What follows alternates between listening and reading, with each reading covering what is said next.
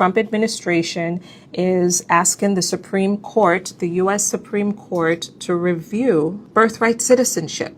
A few days ago, the president, through his Solicitor General, filed a petition for the court to consider the substantive issue of his executive order that he signed in January.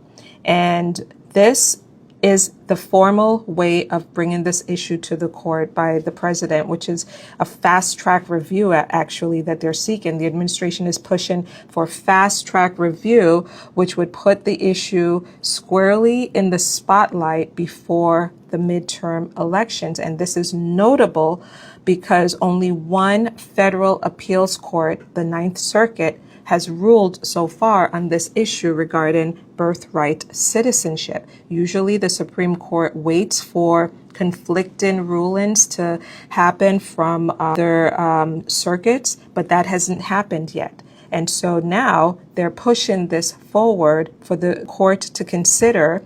The arguments could happen early next year with a decision likely by June 2026. On his first day back in office, President Trump signed an executive order to end birthright citizenship for children born in the U.S. to undocumented immigrants, and also those who are here on short-term visitor visa. 4 federal judges blocked the order, ruling that it violates the 14th Amendment and Supreme Court precedent.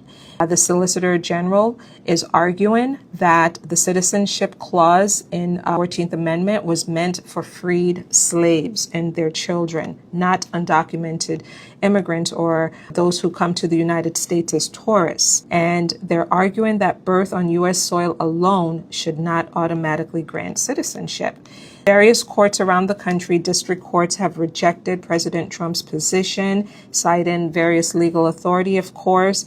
This is something that we need to watch. We need to watch whether the Supreme Court will agree to take this case before more appeals courts weigh in. And the timing again of this ruling, friends, is likely to be June 2026. Broader political implications, friends, has to do with the fact that the midterm elections are coming up and the debate around immigration and the constitutional interpretation of this issue will be front and center. So that is huge, something for us to watch, whether the Supreme Court will take this up or not.